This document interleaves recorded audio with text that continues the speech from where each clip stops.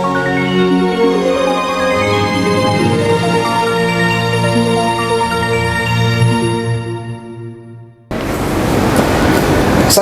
warahmatullahi wabarakatuh. Waalaikumsalam warahmatullahi wabarakatuh. Ya, ketemu lagi dengan kita Lem TV, perekat elemen rakyat.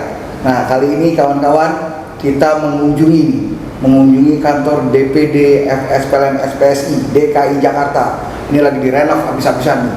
Kayaknya kemarin saya dengar isunya mau beli rumah tapi malah renov. Ini ada bohir besar kayak gini. Ada bohir besar nih ini. Bener nih ada bohirnya nih. Anggota. Bohirnya anggota katanya. Lagi musim soalnya. Lagi musim bohir-bohiran nih menjelang Pilpres. Tapi kita tidak akan ngomongin masalah Pilpres. Kita tetap konsentrasi kita ngomongin dulu masalah perburuan. Ya, gitu. Nah, ini kebetulan kita hari ini kita diterima nih Lem TV sama DPD DKI. Kebetulan nih langsung ketuanya yang hadir gitu kan. Alhamdulillah nih. Saya pikir ketuanya super sibuk gitu kan. Super sibuk nggak bisa hadir gitu kan. Nah, alhamdulillah udah hadir. Di sini ada ketuanya Bung Yusuf, terus juga ada bidang pengupahan Pak Hairul atau biasa dipanggil Bung Hairul. Lanjut ada Bung Rukun, ini Dewan Pengupahan DKI Jakarta. Ya, Dewan Pengupahan DKI Jakarta nih unsur dari buruh, unsur dari serikat pekerja. Nah, hari ini kita datang nih pengen ngomongin upah sebenarnya. Pengen ngomongin upah. Nah, tapi upah itu dasarnya dari putusan induk. Putusan induknya adalah tentang Undang-Undang Cipta Kerja yang kemarin sudah diputuskan oleh MK. Gugatan serikat pekerja ditolak keseluruhannya. Nah, ini saya pengen tahu nih pandangannya dari DPD karena secara nasional DPPLM sudah menyatakan sikap. Ini satu komando nggak nih? Harus itu. Oh gitu. Tegak lurus Kak. Ajari tegak lurus Kak. Muhammad Jumhur Rakyat. Itu penting.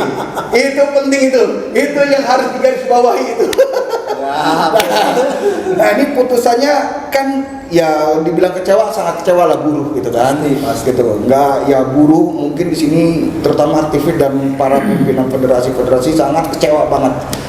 Ini hakim dulu waktu putusan MK yang pertama inkonstitusional bersyarat. Kok sekarang bisa berubah jadi seperti ini? Ini ada apa nih hakim kita nih? Pandangannya seperti apa nih Bung Sutri? Sebelum pernyataan sikap, saya tanya pandangannya dulu nih. Ya. Untuk sebelum dijawab, yang dua orang ini kita simpen. Kita tidak akan tanyakan masalah-masalah MK. Kita tanya upah aja dua orang ini. Ya silakan Bung Sutri. Ya, jadi kita itu pertama kali ya mengucapkan innalillahi wa inna ilaihi rajiun ya kan. Kenapa kita ucapkan itu? Karena itu suatu musibah. Ya, musibah ini menyangkut apa? Persoalan putusan MK ini ya yang terkait dengan gugatan kita nomor 54 itu. Ini kan kita melihat ada tidak konsisten atau inkonsisten terhadap yang sebelumnya, padahal putusan sebelumnya itu adalah jelas-jelas inkonstitusional, tapi di ujungnya ada bersyarat. Artinya kan bersyarat ini harusnya dilaksanakan dong. Syarat-syarat ketentuan kan gitu. 2 tahun loh dikasih waktu dari 2020 ya kan sampai 2022. Nggak tahu ujung-ujung malah yang keluar perpu. Ya kan ini kan lucu. Nah, kalau kita menyebutnya itu di Jakarta itu nyebutnya aneh bin kardun misalnya, ya. Ini bisa kita kirakan nih. Putusan kardun itu apa maksudnya? Kan kalau biasa kan nyebutnya aneh bin ajaib. Kita nyebut aneh bin kardun. Jadi ini luar biasa. Nah, dari perpu itu kemudian kan dibawa ke DPR untuk disidangkan di sidang pertama. Nggak taunya bukan sidang pertama. Sidang kedua, mungkin sidang yang ketiga kita nggak pernah tuh dikasih info. Yang jelas sidang pertama kita jagain, dia kagak ada. Kagak jadi sidang. Iya, nggak taunya dia nyolong nih, ya kan? Sidang kedua atau sidang ketiga, gitu kan? Diputuskan itu. Jadi Undang-Undang Nomor 6 kan gitu ya tahun 2023. Nah, kita gugat dong. Secara formil aja kita melihatnya ini ada runtutan peristiwa yang tidak sesuai dengan konstitusional Indonesia. Seperti itu. Pertama nih kita bicara soal prosedurnya dulu ya. Kalau ini kan prosedural nih kan. Prosedurnya itu pada saat dia itu diputuskan inkonstitusional bersyarat, mestinya kan dia kembali kepada stakeholder. Dia mengumpulkan itu. Kan para pemangku kebijakan atau pemangku kepentingan kan kira-kira seperti itu. Nah, kita akan dikumpulin, kagak dikasih. Jadi nggak dicolek-colek pisan. itulah yang terjadi. Makanya kita memprotes hal itu. Oke. Kan begitu kan. Nah, dan kalau kita lihat juga sejarah panjangnya juga undang-undang yang sebelumnya itu ya, undang-undang yang nomor 2 itu ya. Nah, itu kan juga nggak beres gitu. Tapi sorry, saya potong. Ini kan kalau melihat putusan hakim ditolak keseluruhan, berarti beranggapan kan selama ini pemerintah, legislatif maupun yudikatif, gitu kan? Ya kan? Legislatif maupun yudikatif ini melihat bahwa pemerintah ini sudah menjalankan itu. Ya gitu. Ya, terus itu ngapain lagi kita masih menolak? Kan pemerintah dan yudikatif udah menyatakan gitu kan? Itu kan pandangan, persepsi. Ya kita lihat coba ya sekarang legislatif kita bicaranya. Legislatif dia nggak konsisten. Dia bicara dengan putusan yang dibuat sama MK sendiri, harusnya itu dibawa di dalam sidang pertama, dia nggak lakukan itu. Berarti tidak terlalu urgent itu. Kenapa dalam DPR RI itu dia membahas dalam sidang pertama, dalam sidang paripurnanya? Itu karena urgennya itu. Kenapa dia urgen? Karena keluar Perpu. Perpu ini Indonesia cuma 2 loh, baru nomor 1 sama nomor 2 nih terakhir. Kemarin seperti itu, ya kan? Artinya Pak, ini sudah kita lihat ada sebuah dalam tanda kutip nih, kita memaknainya lah kira-kira begitu, sepertinya ini sudah dibuat skenario ke arah situ. Wah, itu sepertinya seperti itu. Makanya ini sekarang kan legislatif, eksekutif ini udah kompak, tambah lagi yudikatifnya nih, udah kompak, kan gitu. Karena beranggapan bahwa ini sudah prosedural kan gitu kan, ya yudikatif kan menyatakan itu nih, otomatis kan gitu kan. Nah, 3 unsur negara gitu kan, 3 unsur pemerintahan, ini kan tiangnya, trias politik kan nih kan, tiangnya sudah kompak nih. Nah, rakyat tidak dipeduliin. Terus sikap DPD DKI apa nih kalau udah lihat kayak gini nih? Pertama kita jelas melakukan harus membuat sebuah balasan atas ini semua. Maksudnya apa? Saat kita uji formil kemudian kita diperlakukan seperti itu, ya artinya yang kita gugat, yang kita mohonkan itu kemudian ditolak seluruhnya gitu ya. Maka kita harus lakukan langkah-langkah konstitusional lagi berikutnya, yaitu kita gugat secara material. Kan seperti itu. Nah, saya tertarik nih. Kalau gugat material berarti kita mengakui undang-undang ini dong? Nggak begitu dong. Kan artinya gimana pandangannya itu? Kan ada orang beranggapan gitu. Wah, lu gugat material berarti lu ngakuin undang-undang ini berarti dong kalau lu gugat material. Kan gitu, harusnya nggak usah gugat kalau ngakuin, udah anggap aja nggak ada undang-undang begitu loh.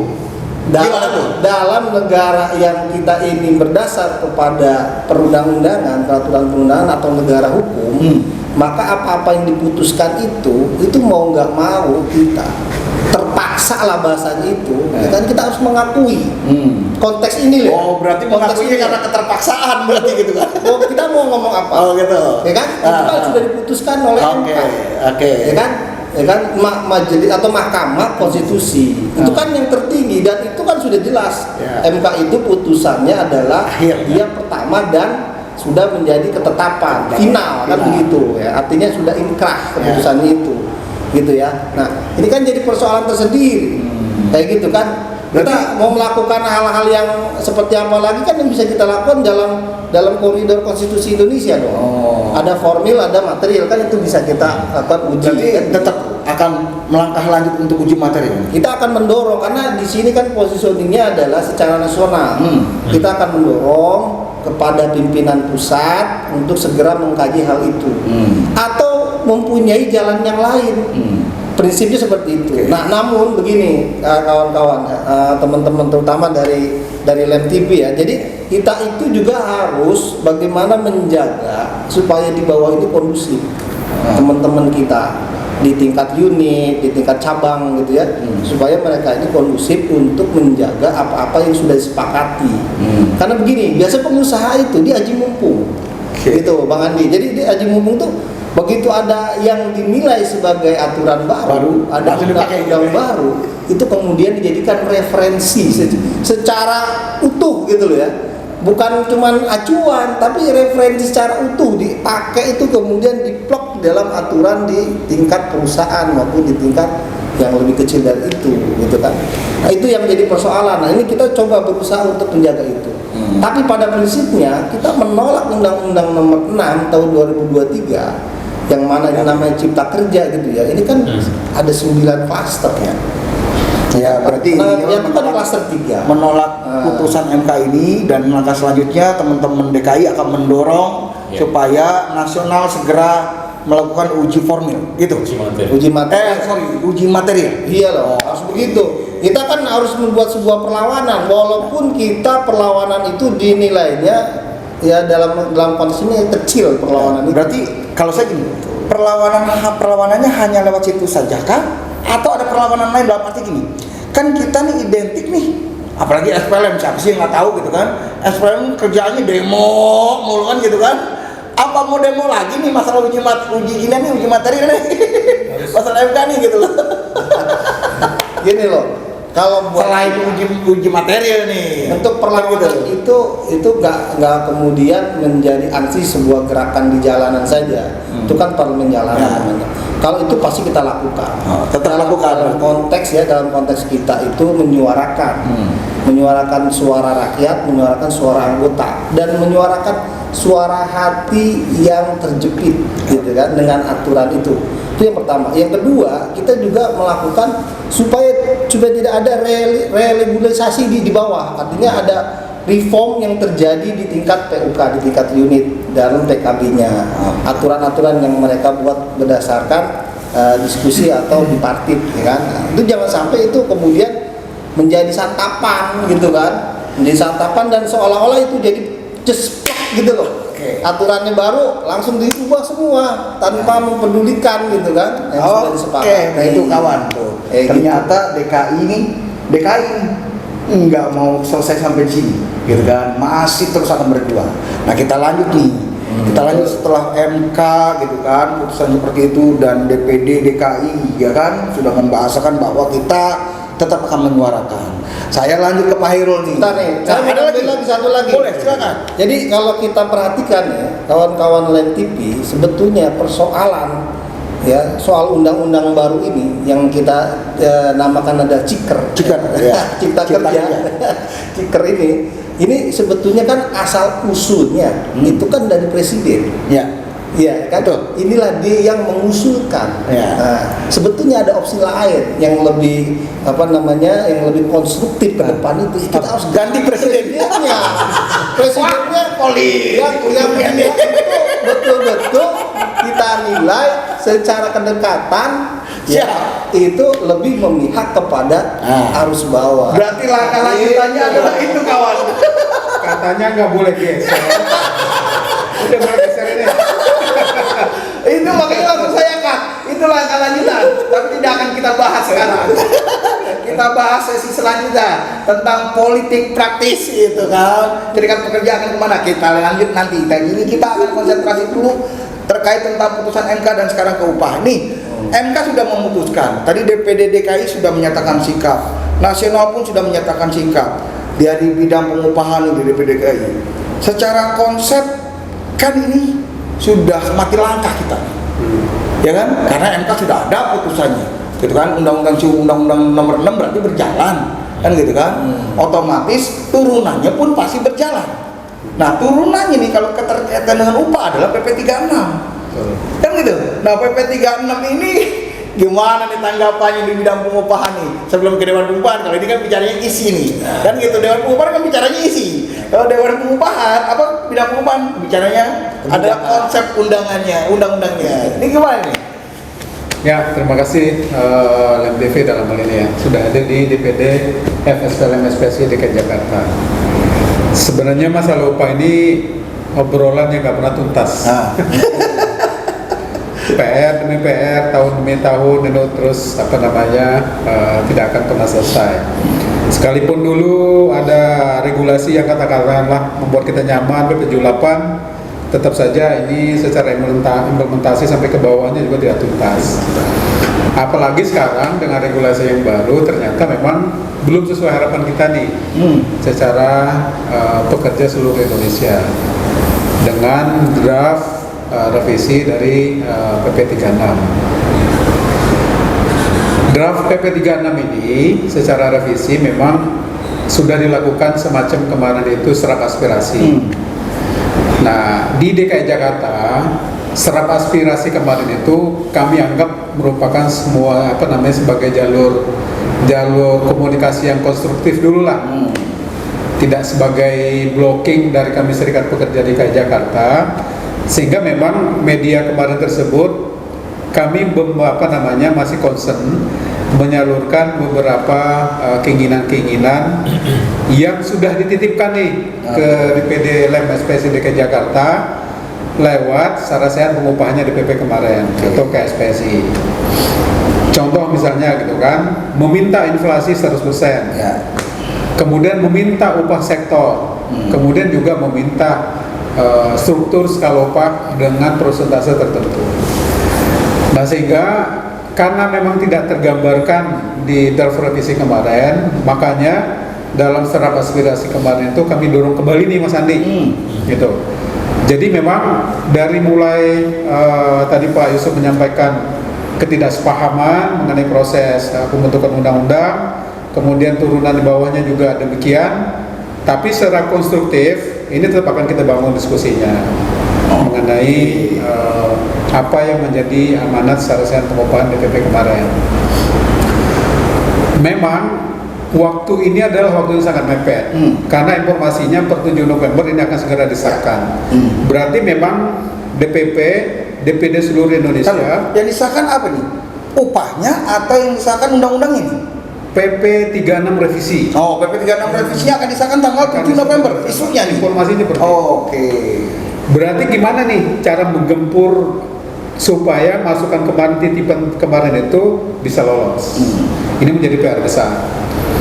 Nah, PR besarnya memang DKI Jakarta memakai beberapa cara yang pernah dilakukan waktu merevisi PP 36 lewat Permenaker 18. Kita menganggap diskusi secara konstruktif itu tidak mentok di pemerintah. Kita pengen anggapan DKI seperti itu nih ya, karena terus melakukan itu gitu kan? Betul. Kita pengen Pemda DKI Jakarta, karena kemarin juga sudah kita sampaikan secara langsung, tidak menjadi followernya pemerintah. Karena Pemda DKI Jakarta sebagai salah satu barometer provinsi di DKI Jakarta, baik dari sisi perburuhan maupun ekonomi, agar juga bisa menampung aspirasi-aspirasi buruh ini secara maksimal. Dan sepertinya sih ada harapan dari beberapa hal yang kita sampaikan untuk mereka lakukan terobosan. Itu harapannya maksudnya harapan akan ada masukan diterima atau gimana nih? Diterima. Oh, mudah-mudahan. Selalu positif Mas Andi. Oke. Mudah-mudahan. Amin, gitu kan kalau mudah-mudahan gitu. Jangan dilanjutin. Ini dengar kata amin pengen ngelanjut aja kan. Kita kan diskusinya konstruktif. Oke. Sama pemerintah, ya kan? Ide-ide kita masukkan, itu kan proposal kita sampaikan itu. Nah, ini dari unsur organisasinya nih.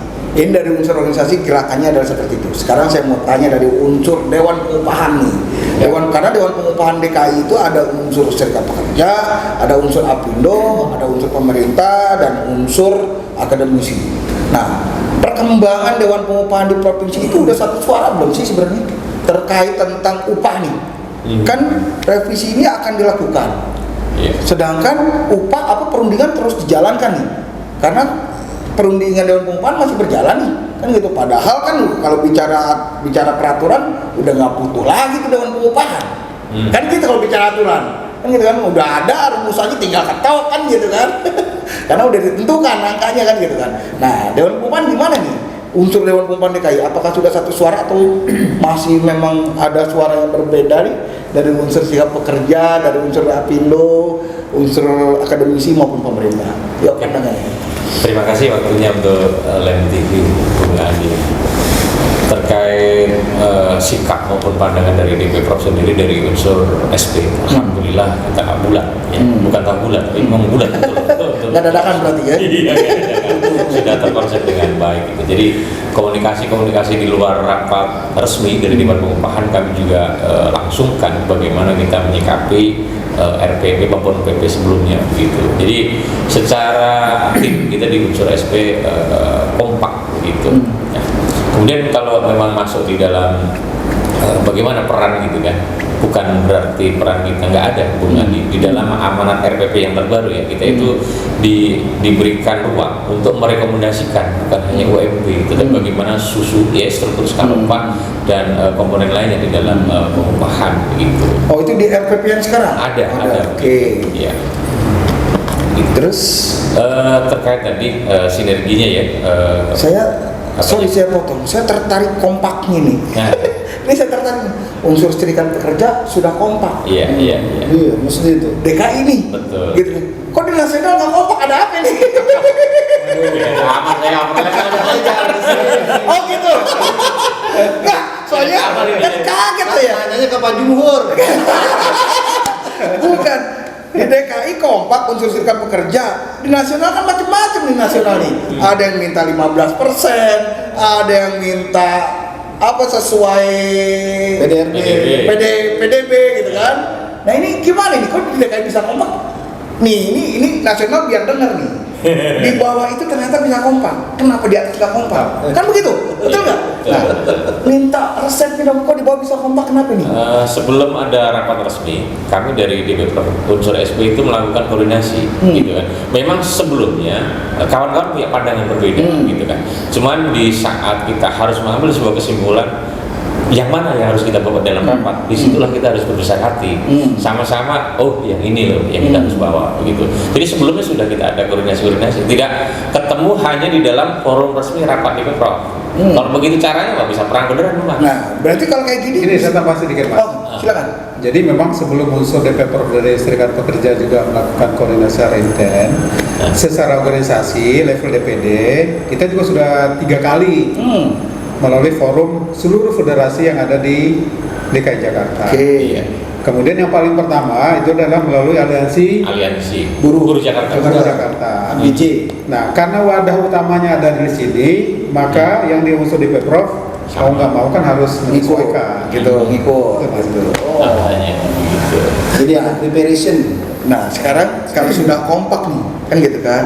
Ini saya akan ngabarkan ke nasional nih lewat media nih. Lu di daerah sudah kompak kan gitu kan. Jadi ego nasional harus dihapus kan gitu. Betul nggak? Iya. Nah, sekarang saya mau tanya materinya nih, gitu kan. Isinya kompaknya seperti apa nih?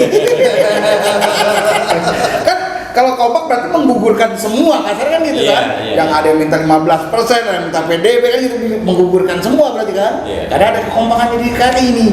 Pengen tahu nih, isi materinya apa sih, kok bisa kompak gitu? Kontennya apa ya? Untuk bocorannya ya, bahwa sikap di DPPR unsur RP yang terkait RPP pun sama. Kemarin sudah saya kirim juga ke Bung Andi bahwa pertama untuk formula ataupun komponen di dalam pembentukan UMP adalah yang dipertimbangkan tentang KHR, kemudian inflasi dan PE itu kan, kemudian PDRB tadi. Kita tidak berbicara formula di situ inflasi plus PE 100% tidak. Nah, itu yang kita sepakati di sana. Kemudian bagaimana sektor itu dihidupkan kembali. Kalau bahasa sektor itu resistensinya tinggi, maka kemarin kita berbicara upah yang unggulan atau berdasarkan KPLI. Gitu. Kemudian ada juga tentang upah di atas 1 tahun. Kita minta 20%, Bu. Kemudian struktur dan skala upah kita harus step itu 20%. 20%. Wow. Nggak main-main. 20%. Tahun. Iya. Idealnya memang begitu. Idealnya begitu. Dan itu bukan statement murni dari kami. Kami juga berdiskusi, berkonsultasi kepada pakar-pakar lah ekonomi. Ini nggak takut pengusaha akan kabur? Enggak, masalahnya upah unggulan itu memang sebelumnya pernah kita pakai. Itu adalah minimal 5% secara upah unggulan, tapi pernah kita dalemin itu secara rata-rata sampai 25%. Soalnya gini, ini kadang suka ada nih, netizen kan punya netizen nih kan gitu kan. Netizen juga bilangnya, lu minta upah gede-gede, ntar pengusaha pada kabur, gimana lu pada nganggur? Nah itu gimana pandangannya tuh sebagai Dewan Pengupahan? Emang ini upah yang diminta tinggi nggak sih sebenarnya? Secara umum terlalu besar nggak sih itu? Pandangan Dewan Bagi kami sih belum besar, karena begini, itu framing negatif ya, framing yang memang coba dibangun oleh kawan-kawan Apindo lah gitu kan. Kalau kita lihat sekarang ya, bahwa bagaimana upah itu diciptakan untuk sengaja memperkecil pendapatan kita. Bagaimana mungkin gitu kan, upah dengan berbagai macam sektor industri itu disatukan, ya kan? Hanya UMP gitu. bayangkan, ya maaf saya sebut, otomotif umpama, itu kan dengan added value yang tinggi gitu kan, kemudian disamakan maaf dengan apa itu tekstil, pabrik panci gitu kan, itu sama loh gitu, pabrik tahu, beda. Kalau tahu itu pengrajin, pengrajin tahu itu boleh cek itu. Kita sikapi gitu loh. Dia bukan industri dia. Nggak bisa seperti itu. Kondisi real itu ada bahwa sektor itu dipakai kok gitu kan. Asosiasi masih ada kok. Kenapa saat ini UMP itu disatukan, upah disatukan, satu warna gitu loh. Ini nggak adil loh. Nah, berarti bisa digarisbawahi bahwa Dewan Pengupahan meminta angka ini sudah menggambarkan bahwa tidak akan membuat pengusaha kabur. Nah, saya nambah sedikit. Jadi gini, ada konsepsi yang bagus ya yang tersampaikan itu dari salah satu negarawan kita. Kita itu menerapkan sistem pengupahan itu harus berkeadilan. Nah, konteks berkeadilan ini adalah bukan artinya harus satu upah minimum gitu. Nah, upah minimum ini sebetulnya ini kan hanya jaring pengaman, ya kan, yang paling bawah kan gitu, safety net aja kan gitu. Sementara industri kita kan bermacam-macam, ya kan, ada yang profitnya bagus, ada yang bahkan dia punya sebutlah asetnya itu besar gitu kan, tapi profitnya kecil. Ada juga yang asetnya kecil, profitnya besar kan begitu. Nah, ini kan disesuaikan dengan dengan kapasitas maupun dengan karakteristik industri itu. Nah, jangan lupa dulu itu tahun 2020 ya kita masih punya upah yang namanya upah sektoral provinsi. Nah, sebetulnya itu sudah mencerminkan, itu sudah mencerminkan keadilan buat industri yang ada seperti itu. Nah, kita ingin mengembalikan itu semua unsur keadilannya. Gitu. Nah, ini unsur keadilan menurut buruh. Betul. Kan gitu, menurut buruh nih kan gitu kan, menurut buruh. Nah, di Dewan Pengupahan DPPROV ini unsur-unsur yang lain sepakat nggak sama apa yang diusulkan oleh Dewan dan unsur? Sepakat. Unsur yang lain maksudnya Apindo mau berkati kan? Iya. Oh gitu. Oh kalau di situ usaha berbeda. Usaha terus Berbeda. dan pemerintah gitu kan. Ya kan kita bertanyanya baru ke unsur pekerja gitu. Pekerja punya usul seperti ini. Nah, ini dibahas tidak di dalam DPPROV dan DPPROV menyepakati tidak usulan serikat pekerja ini? Terkait usulan itu kan memang masuk sebelum di dalam rapat di pengupahan. Kita bisa sebenarnya saat resmi ya kita sampaikan saat aksi lah ya. Kita sampaikan saat aksi baik ke dinas maupun ke balai kota gitu. Nah, dari situ kita itu di DKI ada rapat tuh di tanggal 27. Nah, kemungkinan sih respon atas aspirasi kita. Rapat Dewan Pengupahan. Ya. Jadi di situ komplit tuh unsurnya. Saya cerita nih. Nah, di situ belum berbicara tentang bagaimana formula UMP. Belum bicara isi lah gitu ya. Tapi ada yang menarik kawan. Di situ dibahas bagaimana sektor itu bisa masuk. Kemudian skala upah itu bisa masuk itu. Makanya di dalam rapat itu dibahas tuh bagaimana pintunya kita masukkan di situ. Di rancangan PP itu ada namanya pasal 24 ayat 1A. Itu disebutkan di situ tentang kompetensi. Sudah kita coba mau masuk ke sana. Nah, di sini menarik. Dari Dewan Pakar maupun akademisi, sepertinya nih saya membaca gelagatnya seirama. Kemudian pemerintah pun bukan lagi menjadi follower. Nah, yang agak beda warnanya ini dari Apindo tadi. Biasalah kalau Apindo mah. Kalau Apindo mah biasa kan gitu. Kan Apindo doang pengusaha. Pengusaha. Kan ada unsur kadin juga. Ada unsur kadin yang berubah. Izin. Pengusaha. Ini warna yang berbeda dari tahun sebelumnya. Pemerintah tidak lagi menjadi follower. Nah, itu penting bagi kami. Nah, itu ternyata karena kemarin sudah kita sampaikan secara persis. Begitu kawan. Jadi di dalam rapat di tanggal 27 itu kita intens membahas bagaimana nih sektoral bisa masuk gitu kan. Kemudian bagaimana susu itu. Nah, itu sudah masuk ke sana, tetapi memang belum final. Nah, dilanjutkan nanti saat PP diturun katanya begitu. Itu perkembangan di DKI seperti itu. Nah, ini tadi karena nyebut aksi, saya balik ke Pak Hairul gitu kan, karena bidang pengupahan gitu kan. Emang perlu dipakai aksi lagi nih? Nah, sebelum ke aksi Mas, sebelum ke aksi nih. Jadi memang saya melihatnya nih ada skenario makro nih dari pihak pemerintah maupun usaha terkait dengan pengupahan ini. Kenapa tadi pertanyaan Mas Andi, ini kira-kira akan membuat bangkrut nggak para pengusaha dengan tuntutan tadi pekerjaan seperti itu? Kalau kita lihat histori ini Mas Andi, waktu kita memakai KHL base itu kenaikannya itu 12 sampai 14%. Kemudian pakai PP 8 sampai 9%. Adakah perusahaan yang bangkrut? Pasti ada. Tetapi mungkin karena bukan kenaikan upah. Tapi pertanyaannya yang berikutnya, ekonomi tumbuh kah? Tumbuh sesuai kenaikan upah minimum. Yang ketiga, yang paling jahat dan paling zolim adalah pemagangan, Mas Andi. Pemagangan ini nggak ada upah. Ini berarti PR lanjutan gitu kan? Pemagangan PR lanjutan. Hanya upah belum selesai ada pemagangan lagi. Hanya uang saku. Bayangkan, uang saku udah nggak ada nggak ada jaminan apa-apa. Tambahan manfaatnya yang nggak dapat. Bisa jadi tayar nggak dapat, apalagi bonus gitu kan? Kesehatan juga nggak ada.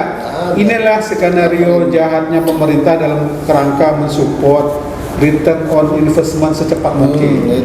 Menurut saya sih di situ. Nah, terkait tadi masalah aksi, saya juga memang begini. Karena DPR ini juga udah bebel, kemudian tadi sampaikan juga pilar ketiganya mahkamah itu juga bahasa mana itu bebel? Kalau bahasanya sono kan nggak usah dipakai lah. Saya bahasanya bebel aja deh. Karena juga pihak yudikatifnya juga sudah begitu dalam satu frame pekondisian, makanya mau nggak mau agar kita memang pekerjaan ini tidak dilecehkan, harus dibangkitkan lagi nih Mas Andi. Dari mulai anggota semangat juangnya. Karena prinsip dasar berafiliasi itu adalah menyatukan perjuangan. Tapi kalau misalnya kembali lagi ke satu lagi yang berjuang sendiri, dua lagi yang berjuang sendiri, POK berjuang sendiri, kemudian POK berjuang sendiri, maka itulah yang akan terjadi pembelajaran besar kemarin di Undang-Undang Omnibus Law. Gitu Mas Andi. Nah, sekarang lanjut ke sini nih, karena bicara aksi. Bicara aksi langsung ke sini nih kawan nih. Ini yang punya wilayah DKI Jakarta harus menjawab nih. Aksi kemarin, karena kemarin tanggal berapa? 25. Nah, 25 sudah melakukan aksi nih, kan gitu kawan nih. DKI Jakarta, SPSI DKI Jakarta melakukan aksi, kan gitu. Kok sendirian sih? Gimana sendirian? Kita udah ngasih info kok. Oh gitu. Gitu. Nah, saya tanya nih, itu aksinya apa ini yang sudah dihasilkan nih? Jadi gini, Bro Andi ya. Jadi sebelum aksi itu kita tuh udah maraton untuk koordinasi dengan teman-teman. Teman-teman federasi lain, baik yang ada di unsur LKS maupun yang di DP Prop, ya kan, ya, maupun yang di luar itu. Kita udah ajak itu, bahkan udah sempat ketemu diskusi segala di sini. Sampai pada keputusannya ya udahlah, kita nih harus ada gerakan. Gerakan yang kemudian menjadi trigger buat pemerintah daerah, dalam hal ini adalah PJ Gubernur. Nah, titik tembak kita ke PJ Gubernur nih, kan dia orang dekatnya Jokowi, ternyata kan gitu. Ya kan? Supaya menyampaikan bahwasannya rakyatnya resah dengan pengupahan yang ada, gitu kan. Nah, makanya kita sampaikan proposal kita secara baik-baik melalui jalur dinas, kemudian ke balai kota, harapannya bisa sampai tembus ke beliau. Kan gitu, dari beliau itu nanti bisa diteruskan lagi ke yang paling berkepentingan, yaitu Bapak Jokowi sebagai Presiden Republik Indonesia, kan begitu. Nah, nanti bisa muncul berarti niatnya PJ ini sebagai pengantar gitu, maksudnya itu? Ya, harapannya begitu. Harapannya itu ya, sebagai pengantar itu. Aspirasi ke Presiden. Sekarang kita mau siapa? Sekarang kita mau ngomong sama siapa? Kalau bukan sama pejabat publik yang ada di lingkungan kita. Kan provinsi, berarti kan PJ Gubernur. Ya, beda kalau yang dulu. Kalau dulu kan gubernur, karena kan PJ. Ya udah, kita hormatilah. Memang mekanisme seperti itu kan. Jadi kita sampaikan ke beliau melalui aparat yang ada di bawahnya, gitu kan, eskalatornya, supaya nyampe, gitu kan. Nah, kalau bicara soal itu ya tadi. Terus tercapai nggak nih? Langsung aja nih, saya udah pengen denger aja, tercapai nggak gitu? Kalau ditemui sebetulnya belum. Oh gitu. Ya. Nggak mau nemuin atau?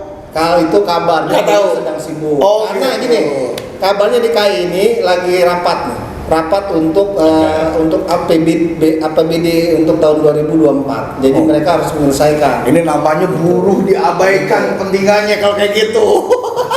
Kayaknya sih gitu. Lah kalau katanya sibuk, berarti kan nggak penting rakyatnya, kan gitu. Kurang banyak kali. Oh, kurang banyak. Catatannya kurang banyak. Itu ternyata itu catatan pentingnya kawan. Sebenarnya itu. Kalau 1 juta buruh turun di balai kota, kayak ditemuin. Ya, berarti Jadi harus kemarin bersih jadi deh. berarti kemarin aksi itu sudah menemui ke balai kota, menemui PJ, tapi PJ tidak ketemu. Nggak bisa menemui kita. Diwakilkan oleh Kemarin itu Pak Topan. sebagai beliau itu sebagai kalau nggak salah bidang apa sih Mas? Panpel. Oh ini Kesbangpol. Kesbangpol. Ya, kepala Kesbangpol beliau. Kepala dinas. Ya, Dan jadi kepala dinas. ditemani oleh kepala dinas. Maksudnya kalau kepala dinas itu kita udah ketemu kemarin di dinas kan udah ketemu dulu. Jadi jadwalnya sebetulnya karena nemenin aja gitu kepala dinas. Tapi kepala Kesbangpol lah yang Pak Topan ini yang nemenin kita. Tapi prinsipnya buat kita beginilah ya. Siapapun yang nemuin gitu ya, aspirasi kita itu kita sampaikan. Karena kita beretika, buruh yang cerdas, buruh yang bukan minimalis, kita sampaikan proposal supaya mereka pelajari. Kalau itu juga nggak ngerti, nah, kan begitu kan? Kalau pakai itu juga ngerti, ya? Ada dudetnya. Oh, pasti dong. Dudet kita itu akhirnya kita harus sampaikan di sini, gitu kan ya? Jangan sampai ini saat nanti ketetapannya yang katanya tanggal 7 tadi, gitu kan ya? Itu kemudian tidak digubris, pasti kita akan turun lagi tanggal 7. Berarti tanggal 7 mau turun lagi? Pasti dong. DKI doang atau nasional atau LM doang nih? Oh, kalau itu kan nanti kita akan ini koordinasikan. Oh, gitu. Harapannya kita dorong. Oh, gitu. Bisa. Kita kan belum dapat instruksi nih dari pusat. Kan gitu kan. Oke, berarti intinya kemarin dari aksi kemarin kawan-kawan sudah mendapatkan apa ya? Mendapatkan Feedback lah, ada feedback. lah. Makanya tanggal 27 ini kan Langsung di rapat. DPP langsung rapat. Selang 1 hari. Itu salah satunya kita direspon Bang Andi. Ya kan? Kalau dia menang bahaya itu beda cerita lah gitu kan kita gitu. Kita Secara pasti komitmen sebelum tanggal 21 penetapan UMP itu kita meminta untuk bisa bertemu langsung dengan PJ. Mudah-mudahan. Dan bisa kopi tadi. Disanggupin sama bagian Perantara. protokolernya. Iya, Mudah-mudahan. Oke lah, kawan, itulah beberapa poin yang tadi saya sampaikan. Poin pertama adalah tentang MK. Intinya DKI Jakarta tetap menolak putusan MK, gitu ya. Ini menjadi tolak ukur nih DKI Jakarta kan gitu, tolak ukur ya pergerakan lah bisa dibilang ibu kota harus kan, ibu kota kan gitu. Masa ibu kota nggak gerak kan gitu. mumpung jadi ibu kota. Mumpung mau dipindahin. Ya, menolak MK, putusan MK, dan terakhir masalah upah. Terakhir masalah upah, bahwa upah secara materi memang angka belum keluar, tapi secara konsep sudah disampaikan kepada pemerintah gitu kan. Secara besarannya sudah disampaikan dan kawan-kawan berkeyakinan. Jadi ini netizen gitu ya. Netizen ingat, kawan-kawan 6 juta. Kawan-kawan buruh berkeyakinan bahwa setelah naiknya upah perusahaan tidak akan bangkrut. Itu keyakinannya karena berdasarkan pengalaman. Jadi ini netizen nih biasanya buruh bisanya demo upah mulu kan gitu. Nah, ini dijelaskan sama kawan-kawan kenapa kita harus demo. Kenapa kita minta upah yang besar? Karena memang kebutuhan kan gitu. Dan ini adalah tingkat untuk meningkatkan kesejahteraan. Semakin besar pendapatan, daya beli pun semakin meningkat, naik. Kan itu. Kalau daya beli meningkat, industri akan maju seperti tadi yang disampaikan Pak Hairul gitu kan. Dulu naik sampai 12% ke atas gitu kan, masih fine-fine saja. Jadi itu kawan, bahwa kawan-kawan DKI tidak akan berhenti di sini terkait masalah upah gitu ya. Kawan-kawan akan tetap berjalan seirama dan akan mencoba merangkul sampai ke tingkat nasional. Siap. Statement terakhir Ketua, silakan ajakannya buat kawan-kawan pekerja seluruh DKI ini, gitu kan? Jangan lem doang yang diajak. Siap. Jadi gini kawan-kawan semua di tanah air, lebih khusus di lingkungan DKI Jakarta, teman-teman yang dari federasi yang lain juga gini, bahwasannya perlu kita pahami bersama, pengupahan itu merupakan ruhnya. Kalau seseorang itu nggak ada ruhnya, ya, maka dia akan mati. Begitu juga dengan pengupahan. Kalau pengupahan itu tidak ada di dalam gerakan-gerakan perburuhan, maka dia tidak ada ruhnya. Apa yang mau kita perjuangkan? Karena sesungguhnya yang kita perjuangkan itu adalah kesejahteraan. Cuman kesejahteraan kita ini adalah bernuansa kepada keadilan untuk semua. Artinya semua yang mereka juga bergerak dalam industri ini tidak kita jolimi dengan upah yang pantas, upah yang kemudian ini juga mencerminkan keadilan dan kesejahteraan daripada pekerja. Itu yang kita dorong ke arah situ. Dan sekali lagi pergerakan kita, perjuangan kita tidak berhenti sampai di sini, dan kita akan terus menyuarakan serta kita akan menyampaikan secara aksi maupun secara tertulis, secara administrasi, bahwasanya pemerintah harus konsen terhadap ini semua, dan jangan sampai ke depan Indonesia tidak memiliki satu ketentuan, satu aturan yang baku tentang pengupahan ini, sehingga setiap tahun kita harus turun lagi ke jalan, kita harus lagi berjibaku dengan pemerintah dan bersih tegang gitu kan ya. Harapannya ke depan Indonesia bisa menjadi negara yang welfare state, itu mungkin yang kita harapkan. Terima kasih. Terima kasih Bapak Ketua. Demikianlah kawan, diskusi kita kali ini di DPD DKI. Kita tidak akan diskusi sampai di sini. Tadi sudah ada kisi-kisi itu dari DKI itu, ya kan? Tentang politik praktis gitu kan? Tentang tadi pemagangan nih. Ini yang paling penting, pemagangan nih. Ini penting banget. Krusial nih. Kita akan diskusi ini lebih dalam dengan DPD DKI. Yap. Demikian, sekali lagi terima kasih Pak Ruko, Bung Rukun, Bung Yusuf, Bung Hairul yang sudah menyempatkan waktunya dalam program kita Lem TV, yaitu diskusi. Kita akan diskusi terus ke seluruh daerah terkait tentang kondisi perburuan yang ada di Indonesia. Wabil khusus sekarang kita coba di DKI Jakarta. Keren. Gitu. Lem TV keren. Demikian dari kami, sekali lagi terima kasih. Salam juang, tetap berjuang demi kesejahteraan rakyat Indonesia. Lem TV, perekat elemen rakyat. Hidup bro. Assalamualaikum warahmatullahi wabarakatuh. Waalaikumsalam warahmatullahi wabarakatuh.